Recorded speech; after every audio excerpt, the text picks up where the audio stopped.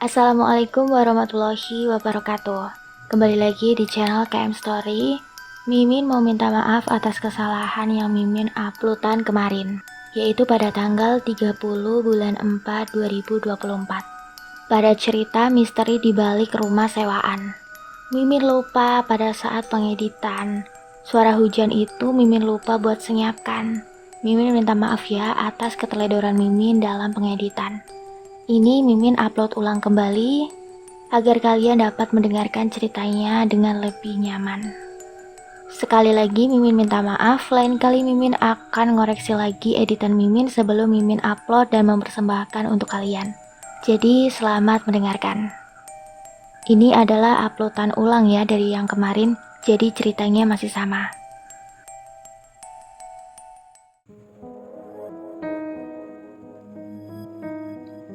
Tahun 1992 merupakan awal dari kepedihan hidup keluargaku. Saat itu aku baru berumur 2 tahun. Dahulu ayahku merupakan salah satu orang terpandang di desa kami. Setahuku dahulu, kami memiliki rumah besar, 2 mobil, televisi, dan 20 ekor kambing. Sesuatu yang cukup berharga waktu zaman itu. Namun, semua berubah tatkala ayahku mulai merasa ketagihan dengan judi. Ditambah ayahku selalu bilang jika dia pun memiliki seorang keponakan yang selalu dia percaya, yang pada akhirnya meruntuhkan semua yang ayah punya. Awal tahun 1993, akhirnya perekonomian keluarga kami carut marut. Semua yang telah dimiliki hilang sudah. Saat itu yang ku tahu adalah kami pindah ke rumah dengan bilik bambu. Rumah yang sangat jauh berbeda dari rumah kami sebelumnya. Saat itu kami berisikan 7 bersaudara dengan 4 orang laki-laki dan 3 orang perempuan.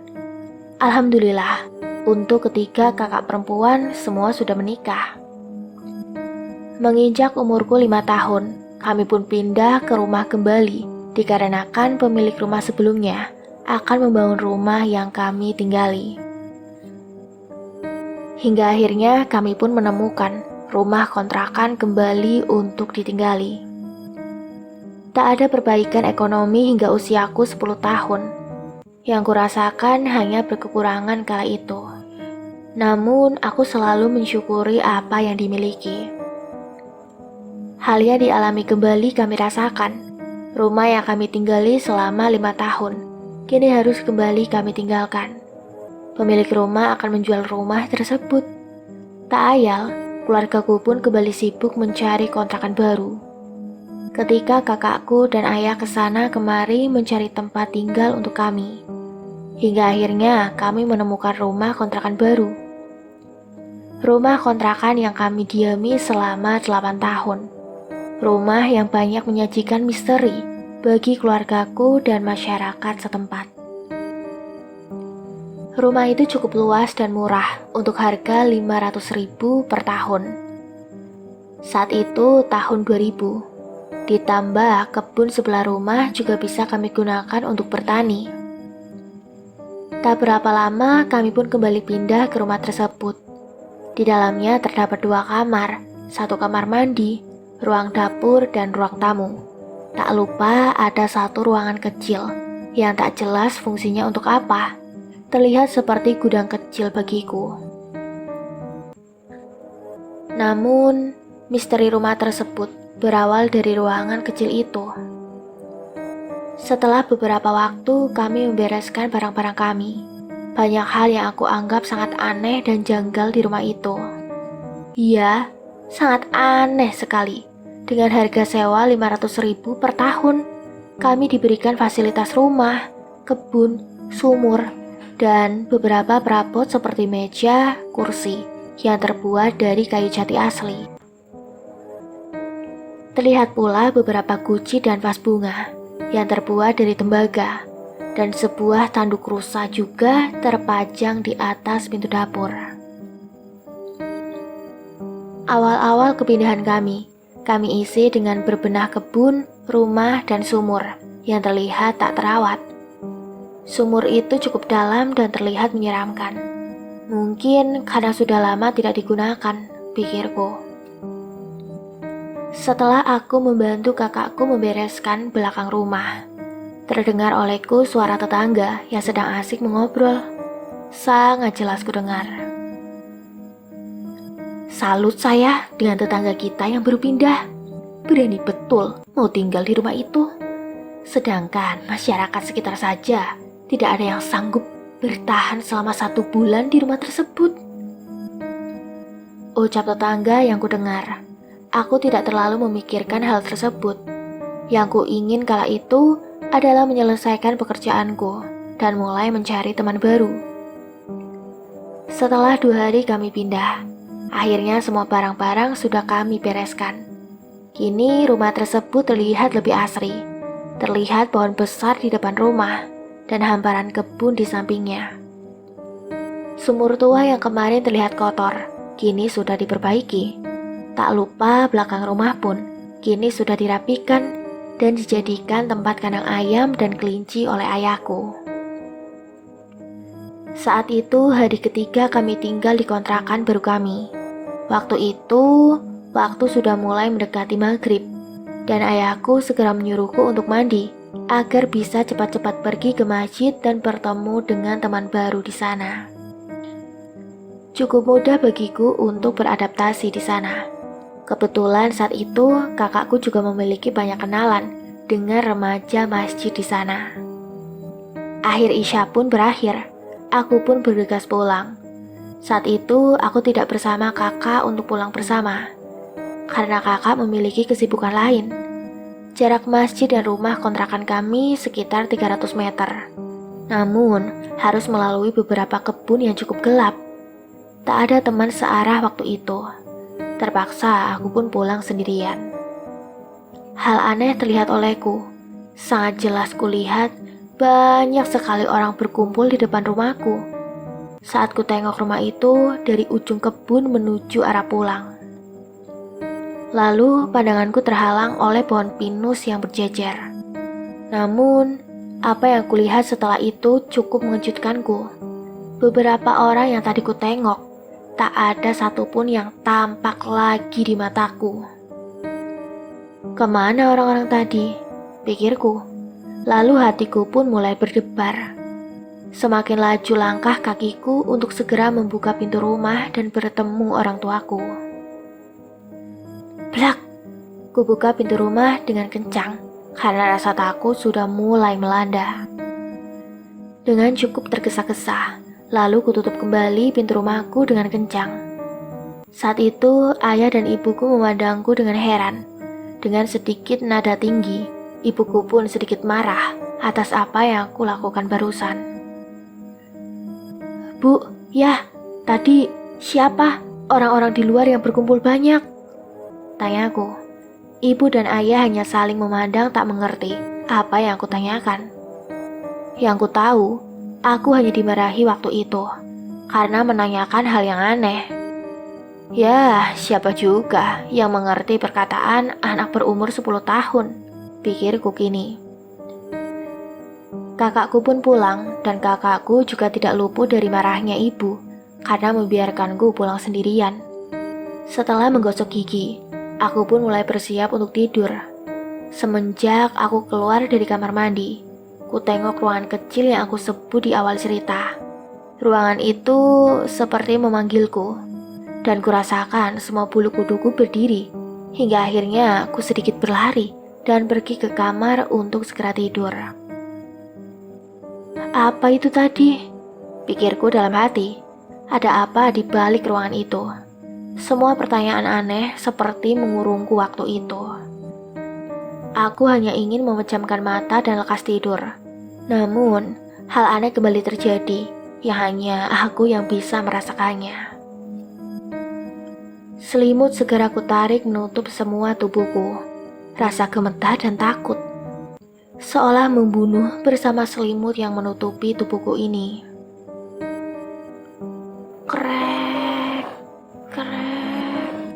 Terdengar suara cakaran di langit-langit rumah kami. Jantung semakin berdebar. dan aku pun berteriak memanggil ayah, kakak, dan ibuku. Ayah dan kakak segera menghampiri dan bertanya padaku apa yang terjadi. Dan kujelaskan bahwa ku dengar suara cakaran di langit-langit rumah kala itu.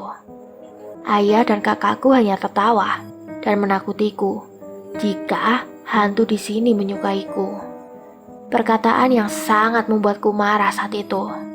Aku mulai kembali ke ranjang tidurku dengan perasaan marah dan kesal.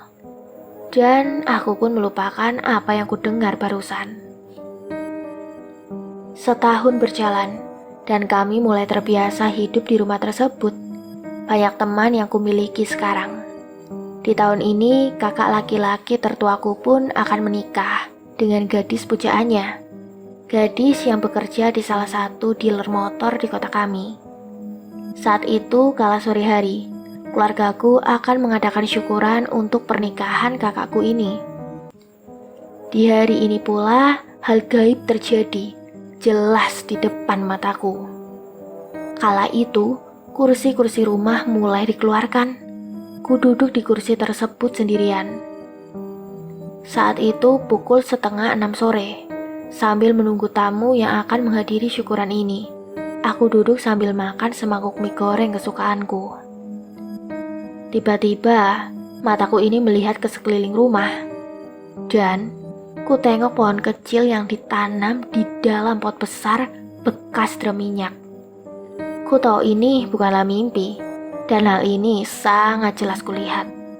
Sesosok wanita bergaun merah keluar dari batang pohon itu. Wajahnya kurang jelas terlihat, namun sosok wanita itu keluar menuju arah belakang rumah. Alangkah kagetnya aku kala itu. Ku lempar mangkuk mie itu dan ku berlari ke arah dapur di mana keluargaku berada. "Kenapa kamu lari-lari di rumah? Bagaimana kalau makanan ini terinjak atau terendang olehmu?" ucap ibu. Ku jelaskan apa yang kulihat, dan ibu hanya berkata kalau aku hanya keseringan nonton acara pemburu hantu bersama kakakku. Ya, acara-acara mistis seperti itu memanglah marak di tahun 2000-an awal. Kembali, hati ini kesal atas ucapan ibuku ini. Dan tak ada yang membantah perkataannya, baik ayah dan kakakku sama-sama mendukung perkataan ibu. Kenapa semua orang tidak percaya denganku? Selang beberapa waktu, akhirnya tamu-tamu hadir di acara syukuran keluargaku. Banyak sekali tetangga dan kerabat yang hadir, hingga jumpalah aku dengan tetangga kami yang bernama Pak Ade. Pak Ade adalah tetangga kami yang membantu bapak untuk bisa mengontrak rumah itu. Saat selesai acara syukuran, Pak Ade mulai memandangku dan bertanya, "Tadi kamu lihat apa?" Aku hanya tersenyum dan terdiam mendengar pertanyaannya. Kembali Pak Ade pun berkata, "Udah, biasakanlah tinggal di sini dan jangan pernah takut akan hal-hal yang terjadi," pungkasnya. Perbincangan kami terdengar pula oleh ibuku. Setelah apa yang diucapkan Pak Ade, kini ibu tersadar terjadi hal yang aneh terhadapku, dan ibu sudah tidak lagi mengacuhkan apa yang terjadi padaku. Kakak-kakak dan ayahku pun mulai menanyakan apa yang terjadi padaku, dan Pak Ade berkata bahwa anak sekecilku mungkin sangat sensitif atas kekuatan di rumah ini. Dan ayah hanya mengangguk tanda mengerti. Terdengar sedikit perbincangan antara ayah dan Pak Ade. Sungguh kaget ku dengar bahwa ternyata ayahku pun tahu bahwa rumah ini bukanlah rumah biasa. Namun, keganjilannya tidak dapat terdengar jelas olehku. "Ayah, memang apa yang terjadi dengan rumah ini?" tanyaku penasaran, dan ayah hanya diam tak menjawab. Lalu kutanya kembali perkataanku dengan menarik lengan ayah. Dan ayah malah memasukkan kue ke dalam mulutku, seolah menjelaskan bahwa jangan ada pertanyaan semacam itu kepadanya. 2 hari kemudian, aku pun membantu keluargaku untuk menyiapkan barang-barang seserahan untuk kakakku yang akan menikah. Saat itu pukul 9 malam, dan kulihat ayah berlari dengan tiba-tiba ke arah ruangan kecil misterius di rumah kami. Semua orang kaget atas kejadian tersebut dan segera mengikuti ayah. Terlihat ayah seperti ingin menggapai sesuatu. Semua orang bertanya apa yang terjadi, dan ayah hanya diam, hanya menyuruh kami untuk kembali membereskan barang-barang. Terlihat pula wajah khawatir ibu dan kakak-kakakku. Apa yang sebenarnya terjadi ya? Pikirku tak mengerti. Kami pun segera melanjutkan kegiatan kami. Terlihat kakakku yang akan menikah segera mengambil air wudhu dan mengajak kedua kakakku yang lain untuk segera membaca Yasin. Tak lupa, masih kuingat ibuku juga mulai berzikir.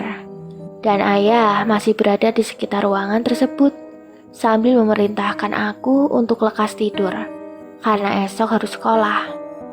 Dalam kurungan selimut, aku tak bisa memejamkan mata atas apa yang terjadi di rumah ini. Pikiranku hanya berfokus dengan rasa ingin tahuku atas apa yang sebenarnya terjadi.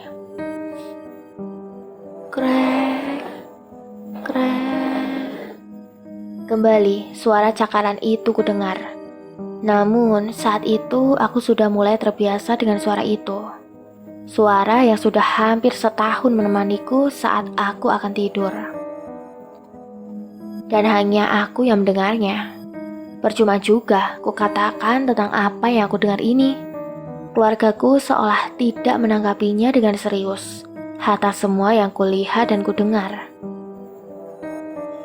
Subuh hari seperti biasa, kakakku kembali membangunkanku untuk segera melaksanakan sholat subuh. Semua kakak laki-lakiku memang cukup kuat dalam beragama. Sempat pula, saat dulu aku tidak bisa bangun karena terlalu mengantuk. Pasti akan ada percikan air yang bersarang ke wajahku saat subuh. Lepas sholat subuh berjamaah di masjid, aku dan ketiga kakakku kembali pulang. Tiba-tiba, salah satu kakakku menutup mataku dengan sarung dan berkata jangan membuka sarung ini jika belum sampai rumah. Aku terheran atas apa yang terjadi. Kurasakan ketika kakakku saling berbincang dengan nada cemas dan sedikit takut. Hati dan pikiranku dibalut rasa takut dan penasaran. Apa yang sebenarnya terjadi? Aku mulai memanggil kakak-kakakku. Dan kakak-kakak hanya berkata diam kepadaku. Kalian berdua cepat jalannya, ucap salah satu kakakku. Kurasakan mereka berjalan dengan setengah berlari sambil membawaku yang masih ditutup dengan sarung. Ada apa? Aku takut, ucapku gemetar. Dengan cepat, kakak-kakakku membawaku ke dalam rumah dan berkata padaku untuk diam saja. Hatiku diliputi rasa takut yang sangat luar biasa saat itu. Sampai petang menjelang, tak satu orang pun yang mengatakan perihal kejadian subuh tadi. Hingga suatu waktu ku dengar salah satu kakakku menceritakan kejadian tadi subuh. Salah satu kakakku mengatakan jika kejadian subuh tadi sangatlah menakutkan. Aku dengar kakak-kakakku melihat beberapa sosok berbaju putih terlihat berdiri di atas pohon besar di depan rumah kami. Aku pun mulai merasakan rasa takut, kembali mendengar percakapan mereka. Lalu, kulihat kakak laki-laki paling besar, melihatku menguping pembicaraan mereka, dan mengalihkan ceritanya. Seolah-olah kejadian tadi subuh hanyalah kejadian dari teman-teman barunya di kampung itu. Hal aneh sangat sering terjadi di rumah yang kami tempati tersebut. Beberapa hal aneh sering aku dan keluargaku rasakan. Singkat cerita, saat itu aku sudah memasuki masa SMA. Saat itu tahun 2006 adalah tahun pertamaku bersekolah dengan seragam SMA. Di masa inilah, Mungkin klimaks dari kejadian-kejadian aneh mulai sangat tampak dirasakan oleh diriku pribadi. Pernah suatu ketika, waktu itu teman dari kakakku menginap di rumah kami. Ada 2 orang yang memang sangat dekat dengan keluarga kami. Saat malam dan mereka mulai beristirahat untuk tidur, salah satu dari mereka seperti terbangun dan keluar lalu berdiri mematung, memandang pohon besar di rumah kami. Dan salah satu orang teman kakak seperti sedang tidur, seperti kerasukan dan berteriak dengan mata yang masih terpejam. Hingga pagi datang, akhirnya ayah dan semua kakak-kakakku sepakat untuk menanyakan perihal kejadian ini kepada sesepuh kampung tersebut. Sebut saja Abah namanya. Waktu itu, Abah kami undang ke rumah untuk memperbincangkan semua kejadian aneh yang sering terjadi. Tahun ke-6 kami tinggal di rumah ini. Kami rasakan sangat berbeda dengan tahun-tahun sebelumnya. Kejadian-kejadian di luar nalar sangat pekat kami rasakan. Abah berkata, memang dari dulu rumah ini banyak peminat. Selain ada sumur dan kebun untuk dikelola, rumah ini juga cukup nyaman dan luas untuk ditempati. Namun, banyak pula yang akhirnya menyerah untuk tinggal di rumah ini. Karena selain memang rumah ini memiliki segala misteri, rumah ini juga seperti memilih orang-orang yang sanggup untuk menempatinya. Dan memang, kata Abah, keluarga kami memiliki sesuatu yang mungkin disukai penghuni astral di rumah kami ini. Sehingga kami bisa bertahan selama 6 tahun di rumah tersebut. Abah hanya berpesan agar kuat saja, karena suatu saat misteri dari rumah ini akan terungkap. Cerita beralih ketika aku kala itu ditinggal oleh semua anggota keluargaku yang sedang menghadiri acara pernikahan salah satu kerabat kami. Hingga sore hari mereka belum kembali. Tak ada kabar yang mereka titipkan kepadaku ataupun tetanggaku. Hingga malam datang, tak ada tanda-tanda kedatangan mereka. Aku hanya dilanda kesepian di rumah kala itu. Tak ada teman yang menghampiri, dan hanya televisi yang menemaniku. Ya, saat itu, handphone belum bisa memberikan hiburan lebih seperti saat ini. Hiburan handphone saat itu hanya bermain game ular atau hanya main bounce saja. Hingga waktu aku lihat menunjukkan pukul 11 malam, tiba-tiba aku dengar ketukan pintu. Kulihat kakak keduaku berdiri di depan pintu. Lalu pintu pun lekas kubuka, dan rasa sepi mulai hilang dariku. Kutanya mana yang lain. Kakakku hanya diam, dan hanya menyuruhku untuk segera lekas tidur. Aku diam dan menyangka mungkin kakakku sedang memiliki sedikit masalah di luar sana. Lalu, aku pun melihat kakakku pergi ke ruang dapur, dekat dengan ruang kecil di rumah kami. Aku hanya menoleh dan mulai melanjutkan menonton. Tak berselang lama, sekitar 5 menit kemudian, terdengar suara dari keluargaku yang sudah tiba di rumah. Mereka mulai membuka pintu rumah kami. Dan aku hanya terdiam dengan diliputi rasa takut. Kulihat kakak keduaku baru turun dari motor bersama ibuku. Dan dia berkata padaku untuk membantu membawa barang-barang mereka. Aku pun bertanya pada kakakku, bukankah dia baru saja pulang sendirian barusan? Dan kakakku hanya berkata bahwa kakak baru tiba barusan bersama ibu. Aku hanya diam tak bergeming. Rasa takut meliputi aku dan tak berani untuk membicarakan kejadian yang aku alami ini. Semua buluku mulai berdiri dan jantung berdebar dengan hebat. Hingga semua masuk ke rumah dan tak satupun kata-kata yang keluar dari mulutku ini. Selang beberapa waktu, aku kembali meyakinkan kakak kedua. Apakah memang dia baru pulang bersama ibu? atau dia hanya bercanda. Dengan wajah curiga dan keheranan, kakakku bilang bahwa dia tidak berbohong. Kaget kurasakan. Hingga saat ini hanya aku saja yang memendam cerita ini. Setelah beberapa bulan setelah kejadian tersebut, terdapat pula kejadian aneh terjadi di sekitar rumah kami. Saat itu terdapat anak kecil, sebut saja Tony. Siang hari kulihat Tony masih bermain di sekitar pohon besar di depan rumah kami, bersama beberapa anak yang menemaninya. Tony dengan asyik mencari serangga di pohon besar itu. Hingga suatu ketika saat sore menjelang maghrib, orang tua Tony tiba-tiba datang ke rumah kami dan menanyakan keberadaan Tony. Kami yang tidak tahu pun menjawab bahwa kami tidak mengetahui di mana Tony berada. Namun, yang sangat aneh adalah saat pulang tadi, teman-teman Tony berkata bahwa Tony sudah pulang bersama mereka. Mereka melihat Tony sudah masuk ke dalam rumah sekitar pukul 4 sore. Namun, orang tua Tony tidak pernah melihat Tony pulang di waktu tersebut.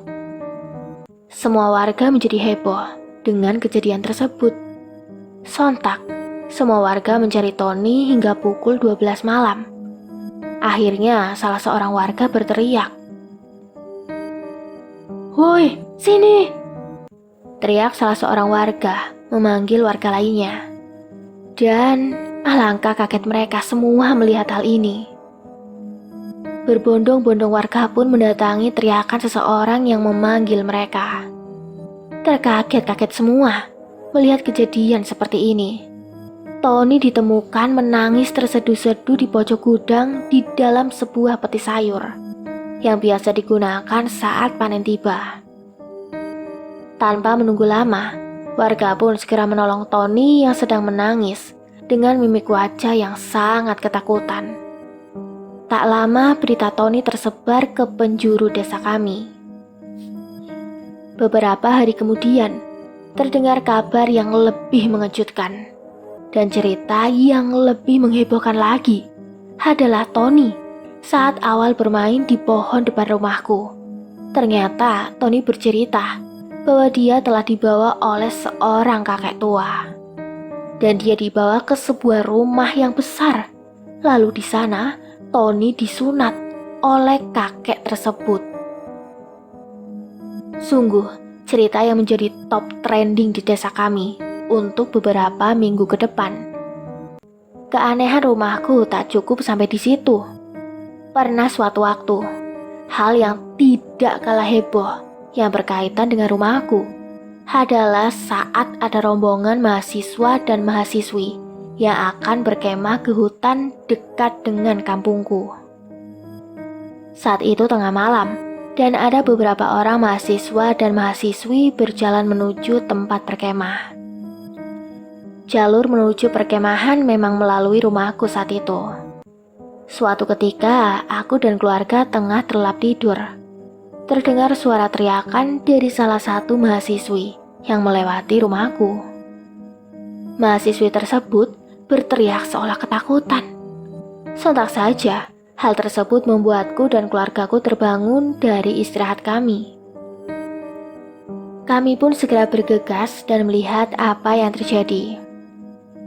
Kulihat saat itu, seorang mahasiswa menangis sambil menutupi matanya. Dibantu kakak dan kawan mahasiswa yang lain. Mahasiswi tersebut kami coba tenangkan, dan kami sandarkan ke atas kursi di depan rumah kami. Masih tak berhenti menangis dan menutup mata. Aku dan ayahku mendatangi rumah Abah untuk meminta bantuan. Tak lama kemudian Abah tiba. Lalu Abah mengambil segelas air dan membaca doa, lalu memberikanlah segelas air tersebut ke mahasiswi yang menangis itu. Beberapa tetangga pun mulai terlihat mendatangi rumahku untuk melihat apa yang terjadi. Tak berapa lama, mahasiswi itu pun mulai tenang. Masih teringat perkataan mahasiswi itu di benakku hingga kini. Dia mengatakan, saat melewati rumah kami, Mahasiswi tersebut melihat makhluk berbaju putih berjejer di atap rumahku. Sebagian yang mahasiswi lihat juga mengatakan makhluk-makhluk tersebut terbungkus kain putih. Bola mata menyala dan mengarah padanya. Terdapat pula sosok makhluk tinggi besar yang ada di atas pohon di depan rumah kami. Hal itu membuatku semakin yakin ada hal yang tidak beres di rumah kami. Dan ada hal yang disembunyikan oleh warga dan keluargaku selama ini kepadaku tentang rumah yang kami tinggali itu. Tak ada satupun warga yang memberitahu apa yang terjadi dengan rumah kami sejak aku datang 6 tahun yang lalu.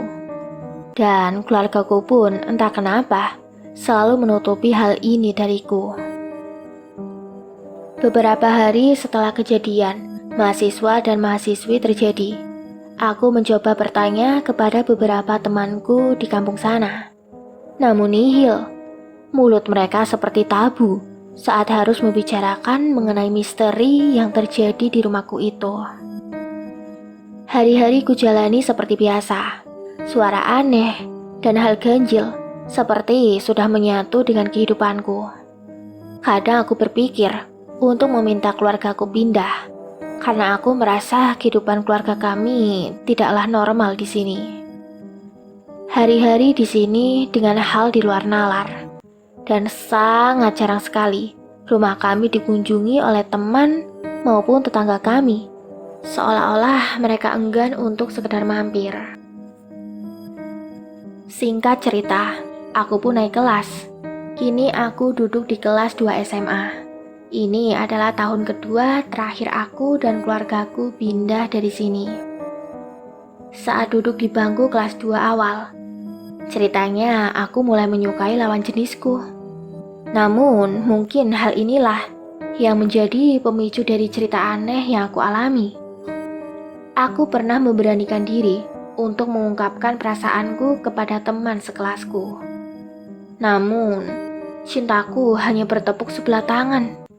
Wanita idamanku menolak, tapi hatiku masih diisi dengan rasa harap kepadanya. Untuk mungkin suatu saat nanti, dia bisa menerimaku. Rasa ini masih kupendam, dan kala itu aku pun dengan sengaja meminta teman dari wanita tersebut untuk meminta foto wanita pujaanku. Dengan hati yang cukup tenang, aku pun membawa foto itu pulang ke rumah. Setiap saat aku memandangi fotonya dan membayangkan aku bisa menjadi pasangannya. Lalu lewat Isya, aku pun mulai bersiap untuk tidur. Tak lupa foto wanita pujaanku. Aku simpan di depan meja belajarku untuk sekedar memberi semangat. Namun, hal yang sangat jelas dilihat olehku adalah foto tersebut seolah-olah bergerak, dan anehnya lagi, foto tersebut terbakar keesokan harinya tanpa aku tahu penyebab sebenarnya. Saat itu aku menduga kakakku lah yang melakukannya, tapi semua keluargaku tidak ada yang mengakuinya. Tak cukup sampai di situ. Saat keesokan harinya aku tidur, aku bermimpi bertemu dengan wanita idamanku. Dan di mimpi itu, kulihat dia ditarik oleh puluhan tangan hitam di balik pohon besar yang ada dalam mimpiku. Aku pun terbangun dengan keringat ringan menutupi seluruh tubuhku. Ini seperti nyata aku rasakan. Setelah itu, keesokan paginya, aku pun seperti biasa pergi ke sekolah. Namun, hal aneh kembali kurasakan. Kurasakan wanita pujaanku seperti menjauh dan merasa jijik melihatku. Apa yang terjadi? Dan apa salahku? Ucapku kala itu. Selesai sekolah, aku pun kembali pulang ke rumah. Kulihat ayah sedang menanam benih jagung dan ibuku sedang membersihkan dapur. Tak luput dari perhatianku ketika kakakku pun sedang membantu ayah. Tak lama aku pun segera mengganti baju dan bergabung bersama ibu untuk ikut membantu pekerjaannya. Saat itu wajah ibu begitu murung dan aku bertanya apa yang terjadi. Tadi Bu Aminah, pembantu Bu Ani, pemilik rumah ini datang ke rumah. Katanya Bu Ani memberikan setahun lagi waktu agar ayah dan ibu segera meninggalkan rumah ini. Ucap ibu dengan sedih. Aku pun merasa kasihan terhadap ibu. Tentu saja, waktu 7 tahun menempati rumah ini begitu berkesan bagi ibu dan ayah dan juga bagiku. Bukan karena merasa memiliki, namun kenangan bersama tetangga dan masyarakat yang sangat dekat dengan kami membuat ayah dan ibu merasa berat mendengar berita ini. Dan inilah tahun terakhir kami tinggal di rumah itu. Tahun di mana semua misteri akan terungkap. Inilah tahun terakhir aku mendiami rumah ini. Kala itu aku mulai membantu ibuku membereskan dapur. Lalu mataku mulai berpaling ke ruang kecil yang ada di rumahku. Ruangan yang sangat aneh kurasa selama aku tinggal di sana.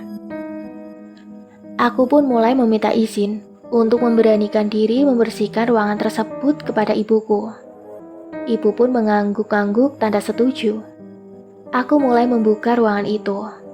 Sangat lembab dan sempit kurasakan. Beberapa barang yang tak terpakai biasanya disimpan di sini oleh keluargaku. 1-2 barang mulai aku keluarkan. Namun, seketika pandanganku beralih ke sebuah kotak berwarna hitam dengan ukiran kayu yang sangat indah. Aneh sekali, selama 7 tahun aku di sini, baru kali ini aku tidak tahu ada barang seperti ini di rumah kami. Aku pun bertanya kepada ibu, dan ibuku menjawab tidak tahu.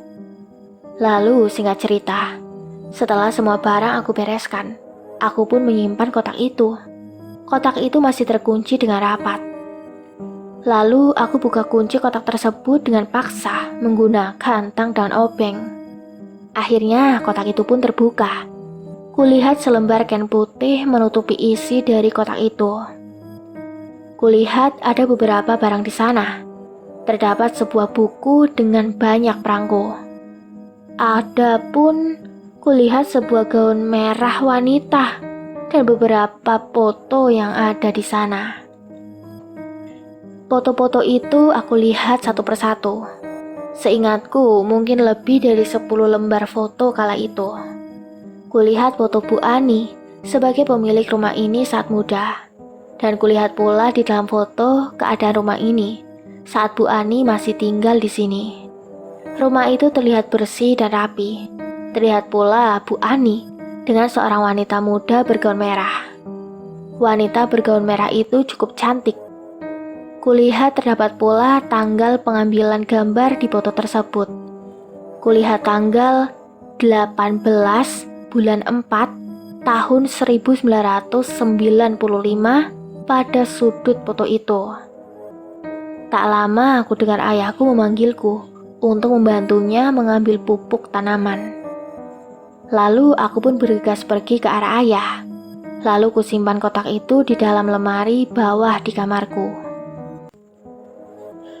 1 bulan saat waktu kepindahan kami pun sudah mulai membereskan barang-barang kami untuk bersiap pindah dari rumah itu.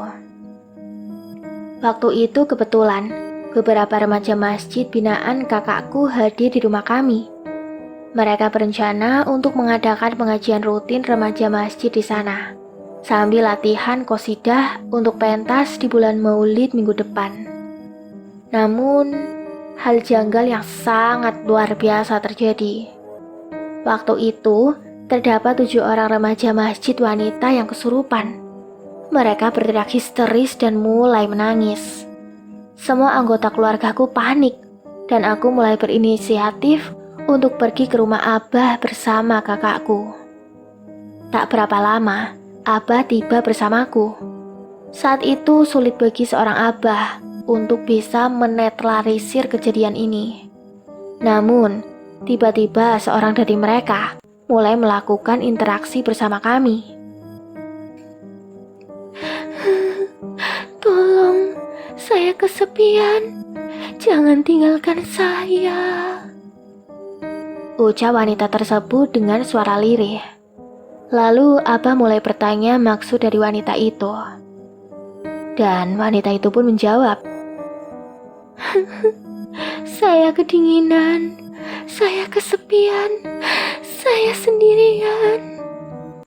Lalu sang wanita itu mulai menunjukku dengan tatapan yang sangat menyeramkan dan senyum menyeringai, lalu berteriak padaku, "Berani sekali kau, simpan barang-barangku, kembalikan." Tambah wanita itu. Sontak aku pun kaget dan lalu pikiranku berpindah ke kotak tersebut. Tak lama kemudian, ku ambil kotak itu. Tak ada yang tahu bahwa kotak itu telah aku sembunyikan. Dan kotak itu pun aku berikan ke wanita itu sambil membukanya. Keluargaku menanyakan perihal kotak itu. Namun yang paling terkejut melihat kotak ini adalah Abah dan para tetangga saat aku keluarkan beberapa foto dan gaun merah yang ada dalam kotak. "Kamu dapat dari mana ini?" Abah bertanya dengan nada yang cukup marah. Tak lupa sorot mata tetangga pun seperti menghakimiku.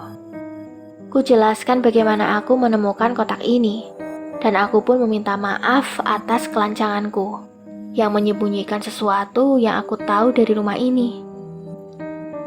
Lalu dengan menarik nafas panjang, Abah mulai menahan diri memarahiku. Kini Abah hanya fokus untuk mengobati para wanita yang kesurupan. Butuh waktu yang lama untuk Abah menormalkan semua kejadian ini.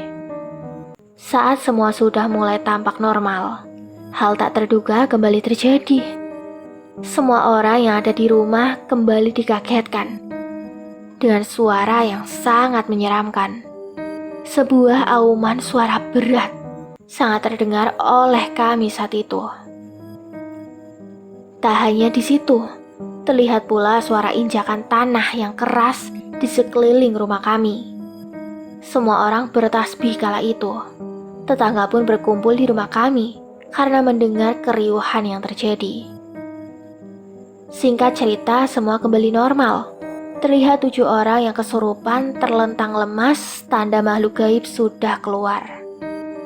Lalu Abah pun memanggilku dan menceritakan rahasia kotak itu kepada keluarga kami. Abah mengatakan, "Dulu rumah ini, saat Bu Ani masih tinggal, sangatlah disenangi semua orang. Karena kebun dan rumah ini dibuat nyaman oleh Bu Ani untuk tempat berkumpul warga. Namun, semua berubah setelah adik Bu Ani yang kita sebut saja Santi meninggal dunia oleh kecelakaan yang terjadi di rumah ini. Ya, dialah Santi, wanita yang ada di dalam foto ini. Bu Ani sangat terpukul akan kepergian mendiang adiknya itu. Lalu setelah kejadian itu, Bu Ani mulai mengurung diri. Kini rumah ini mulai terkunci dan mulai tertutup untuk orang lain. Kebun sudah tak terurus dan rumah pun terbengkalai. Lalu Bu Ani memutuskan untuk pergi dari sana. Dan kotak ini sebenarnya adalah kotak yang Bu Ani simpan. Kotak kenangan bersama adiknya itu. Kotak yang apabila orang lain mengambilnya, maka akan terjadi suatu hal yang sangat mengganggu. Itulah mengapa tak ada satupun orang yang berani untuk lama tinggal di rumah ini. Karena gangguan yang cukup frontal sering mengganggu orang yang tinggal di sini. Dan Abah juga berkata, kalau bukan karena keluarga kami yang sering mengisi rumah ini dengan mengaji dan acara keagamaan, mungkin kami juga akan pergi dengan cepat. Pungkas Abah mengenai kotak ini. Lalu Abah menjelaskan bahwa kejadian ini adalah karena sebenarnya rumah ini dihuni oleh banyak makhluk astral, mulai dari yang jahat, jahil, maupun baik. Mengenai hantu wanita, Abah menjelaskan bahwa wanita itu sangat senang kepada kakak laki-laki pertamaku, sejak kami datang ke sini 7 tahun yang lalu. Dan terkhusus untukku, makhluk Jela yang suka terhadapku. Entah apa alasannya. Dan kejadian kesurupan massal tersebut adalah isyarat kesedihan penghuni rumah ini atas akan kepergian kami dari rumah ini. Abah pun lalu menyimpan kembali kotak itu di belakang rumah ini dengan cara menguburkannya. Karena apabila Bu Ani tahu, mungkin akan ada kemarahan hebat yang akan menimpa warga. Kini rumah itu tak ada yang menempati kembali. Hanya keluarga kamilah yang sanggup bertahan lama tinggal di sana. Hari kepergian kami pun tiba. Semua barang sudah kami masukkan ke dalam mobil bak. Saat itu kami pindah saat malam hari. Tapi satu hal yang sangat jelas aku lihat di ujung kebun sana. Kulihat wanita bergaun merah dan beberapa makhluk yang tidak jelas, seperti berdiri menatap kepergian kami. Dan dengan perasaan sedih dan terharu aku pun berkata, "Selamat tinggal, terima kasih sudah menemani kami." Selesai. Beginilah cerita seram, kisah nyata penghuni rumah kontrakan. Tunggu cerita lainnya di video selanjutnya. Mimin pamit undur diri. Wassalamualaikum warahmatullahi wabarakatuh.